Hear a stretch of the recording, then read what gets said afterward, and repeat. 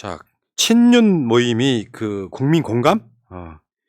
국민 비공감 71명이 집결했다고. 이거 여러분 그냥 그런가 보다 하시면 안 돼요. 저거 윤석열이 이를테면은 저는 저런 짓거리 자체가 뭐 윤석열 탄핵 사안이 워낙 많긴 합니다만 결국엔 탄핵 사안이 될 거라고 보는 거예요.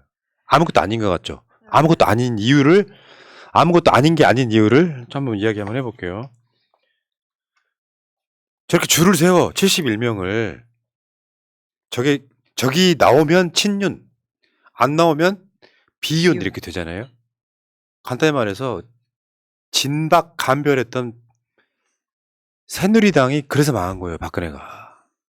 그 최경환이가 진박 간별서였잖아. 이제 국민의힘에 남영이라고 있다고 쳐. 인천 동구 미추홀구에 출마를 할 거야. 사무소 개소식을 해. 근데 저 사람이 그러니까 사실은 알고 보면 그러니까 박근혜랑 친한 게 아니라 최경환한테 아부한 사람들 사무소 개소식만 가요. 저쪽 그 지역이 경선하기 전이야. 그럼 거기서 축사를 내. 그러면 거기는 진박인 거야. 지금 그거랑 똑같아. 그래서 그 출마할 사람이 그 지역에 인천 동구 미추홀구에 4명인데 한 사람만 딱 가. 그러면 이 사람은 진박이구나 해서 이 사람이 경선 올라가는 그룰. 그러다 망한 거예요. 지금 똑같습니다. 민주당 이런 거 봤어요? 민주당에 예를 들면 문재인 대통령 때 친문계 국회의원들이 세과시하면서 모여가지고 친문 공부모임 이런 거 만드는 거 봤어요? 지금 와서 얘기지만 정말 그래 봤었으면 좋았겠네요. 진짜로. 그리고 윤석열은 국민의힘 지도부보다 윤핵관들과 식사를 또 먼저 했죠. 부부 동반. 저게 그냥 언론들은 아무런 비판 없이 쓰는데요. 언론들이 왜 기레기인지를 설명을 해드리려고 그래요. 일단 기본적으로. 그러면서 그 식사를 몇 번, 그러니까 식사라기보다는 반주지. 반주라기보다는 음주지. 폭주. 그러면서 한동훈 당대표 소리 나와. 그러니까 뭐 한동훈 당대표가 아니다라고 이야기하는데 지금은 또 그 당대표설을 총리설로 바꿨어요.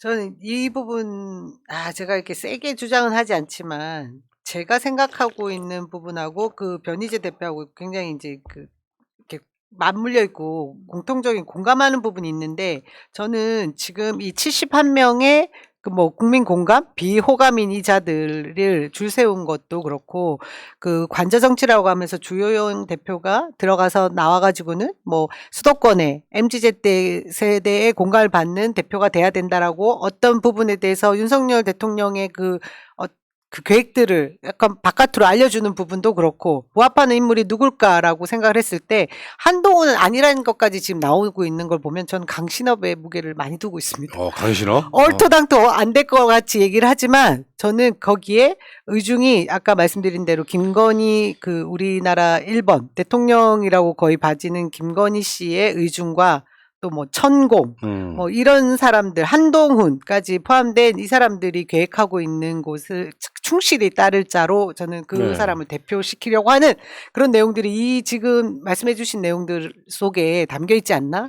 그러니까 강신업이 지금 엄청나게 그 당원 모집한다고 하더라고요. 그 말 한 거 기억하세요? 윤 대통령이 내 말은 잘 듣지 이런 말을 감히 했는데 그거에 대한 반박도 없습니다. 그거는 뭐냐. 실제로 이준석을 고소고발하고 막 그럴 때, 유승민을 치고 그럴 때 강신업이 김건희의 전위대처럼 나섰잖아요.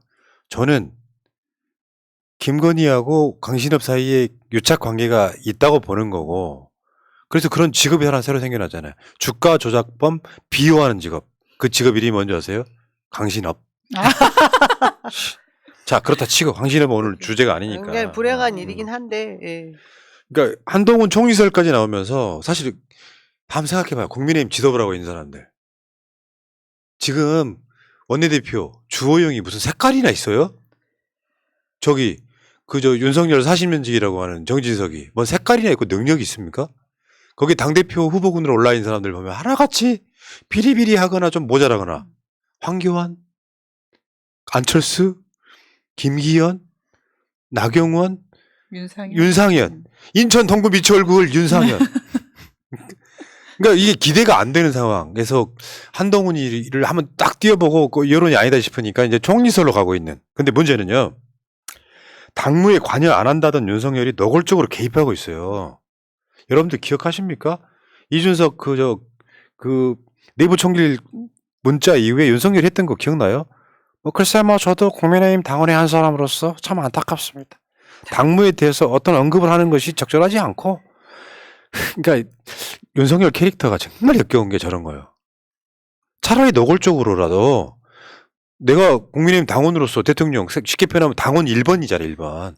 요즘에는 총재가 사라졌으니까. 근데 말은 저렇게 하면서 불러다가 계속 모정에 작업하는 거야. 강신업이 데려다가 이준석 고소고발하게 만들고 윤핵관들 먼저 불러다가 국민의힘 주대부 약간 매기고 그렇게 해서 저번에 60명이었던 게 10명이 더 불어난 거야. 공부 모임, 국민 비공감. 줄 서게 하는 거. 그러면서 내부적으로는 유승민 당대표를 막기 위해서 당원 90%로 전당대회 룰을 개정하는 걸 또 추진해. 이거 확실히 바뀐다 그러더만. 100%로 바뀌겠죠. 가겠다는 네. 말도 있대요. 그러니까 당대표 컷오프 경선할 때는 50대 50이에요. 여론조사하고 당심이. 근데 본선에 가면은 당심이 70, 여론조사가 30인데 요거를 90대 10으로 바꾸겠다는 거잖아요. 시뮬레이션을 해보니까 70대 30으로 가도 유승민 유리하다는 거야. 그럼 정말 100으로 가겠네요. 근데 저는 지금 대한민국에서 일어나고 있는 이 정치 상황들을 보면 우리가 뭐 약속하고 어떤 룰에 따라서 뭐가 될 거다? 전혀 그렇게 예상이 안 됩니다. 그냥 하고 싶은 대로 할 수 있다라고 보고 있는 거예요. 윤석열 대통령 측 입장인 것 같고요. 지금 당무 개입 얘기하셨는데 당무 개입 노골적으로 하고 있죠. 근데 아무도 비판하지 않습니다. 본인들이 할 수 있으면 뭐든지 다 하겠다고 하는데 당대표도 그냥 이제 그냥 딱 찍어서 내리는 대로 하겠다라고 할 것 같아요. 그러니까 관절을 임장하듯이 당대표도 임장할 것 같아요. 임장? 임장? 아이고.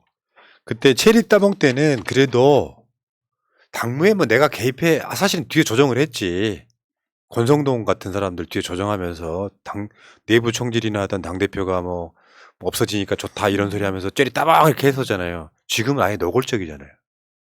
관저 하나 지어놓고 나한테 줄을 서시오. 그러면 내가 관저로 부르겠어. 이제 그만큼 이제 근수가 올라가는 거 아니에요? 관저 한번 왔다 갔다 그러면 나경원은 왜 아직도 안 부를까? 윤석열은 나경원 별로 좋아하지 않습니다. 그분이 싫어하겠죠. 관종 정치. 네. 어. 근데 이제 진짜 핵심이 이거예요. 이게 중요한 거야. 문재인 대통령이 민주당 당무에 관여하던가요? 왜 관여 안 하겠습니까? 민주당 당원이긴 하지만 당의 공식 직함이 없기 때문입니다. 옛날에는 김대중, 김영삼, 김종필 때까지만 해도 아니 이회창 때까지만 해도 총재라는 게 있었어요. 무소불위의 권력이었지. 총재는 무소불위의 권력이었던 거. 이름이 차이가 나는 정도가 아니라 총재 정도 되면은 선거 때 공천할 때도 직권으로 공천할 수 있을 정도의 권력이었다고. 그게 대개 민정당 총재 전두환, 민정당 총재 노태우, 그리고 그 민주당 중에 통일민주당 총재 김영삼, 평화민주당 총재 김대중, 뭐 그런 식이었단 보스 말이에요. 정치였죠. 근데 대통령들이 당무에 관여하기 위해서 만들어 놓은 게 총재란 직함이에요. 근데 당과 대통령은 분리를 시켜놔야 당이 국회라고 하는 사법부의 한 영역을 차지하고 있는 입법부 영역을 차지하고 있는 국회라고 하는 곳에 자율성을 갖는단 말이에요. 그래서 대통령이 당무에 개입하지 말라고 총재란 직함을 없앤 거예요. 근데 이게 갑자기 총재가 있던 시절로 되돌아가는 겁니다. 독재 시절이었죠, 사실은. 지금이 딱 그 형국이라고 저는 보는데요. 군합발의 독재가 아니라 이제 진짜 법을 가지고 검찰, 경찰, 이제는 앞으로 사법부까지도 전 걱정이 되는 것이 오늘 나온 언론, 이따가 다룰지 모르겠습니다. 법관들, 135명을 새로 임명했다고 하는데 그 안에 김앤장 출신 변호사들이 89명 임명됐다고 하지 않습니까? 진짜 정말 이 법을 다 자신의 그 손아귀에 쥐고 마구 휘두를 수 있다라는 그런 착각들을 하고 있으면서 당무까지, 당 장악까지 하는 지금 상황들을 보면 아까 어떤 분이 강신업 대표가 되면 우리 쪽이 즐겁죠. 아닙니다. 전 진짜 걱정되는 상황이 오고 있다. 그렇게 생각합니다. 나쁠 건 없다고 생각해요. 결국에는. 그러니까 막 지지고 길게 볶고 막, 보면. 그러니까 막 훌리건처럼 할 때는 우리가 스트레스 좀 받겠지만 결국은 그것 때문에 망할 건데 당 대표라는 게요. 이준석 효과가 있는 거지. 절대 안 되라고 했던 이준석이 된 효과가 있는 거예요. 나도 나가서 당원 모집 많이 하면 될 수 있지 않을까? 이런 식으로 이제 문제는 강신업에 출마하는 김건희 뜻인 건 분명해 보입니다. 근데 문제는 하나 더 있어요. 원조 윤핵관. 오늘 장제원이가 국민의힘에서 2가지 상임위원장을 연달아 선출되는 획관이에요. 행안위원장의 장제원인데요.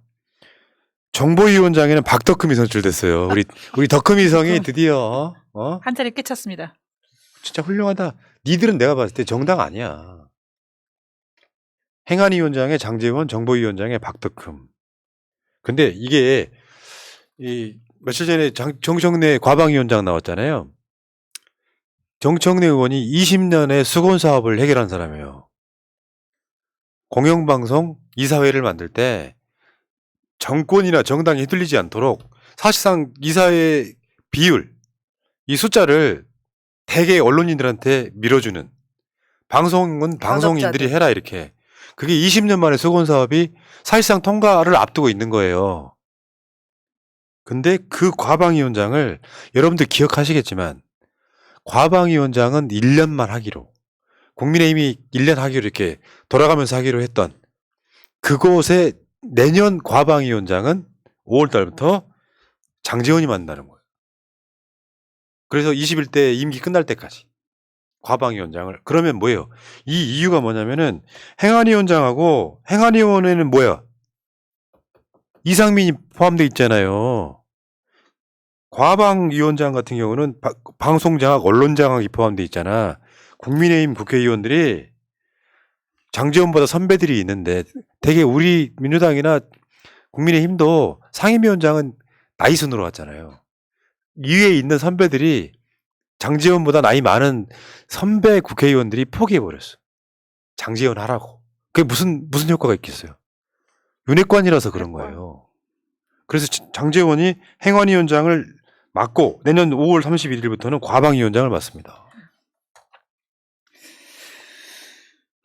지금 여의도 정치권 특히나 국민의힘 쪽에는 기존 우리 그 관례 뭐 이런 통용되던 거 전혀 없는 겁니다. 힘으로 그냥 찍어 누르고 윤석열 대통령의 그 심기, 경호 관리 뭐 그런 집단으로 전락한 거죠.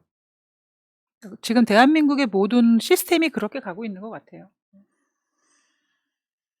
잘 견뎌내야죠. 이 좀 찜찜해. 정청래 후임의 장제원이에요.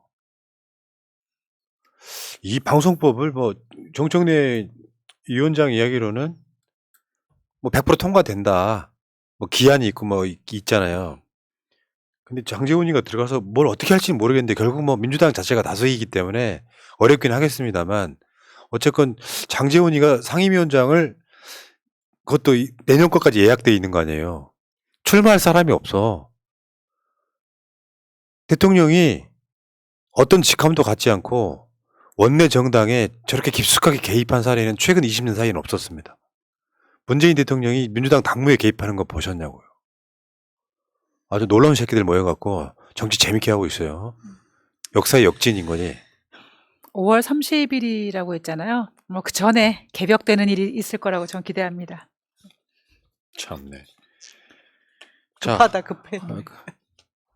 그러니까 빨리 뭔가를 해야겠네. 다음 주제로 가겠습니다.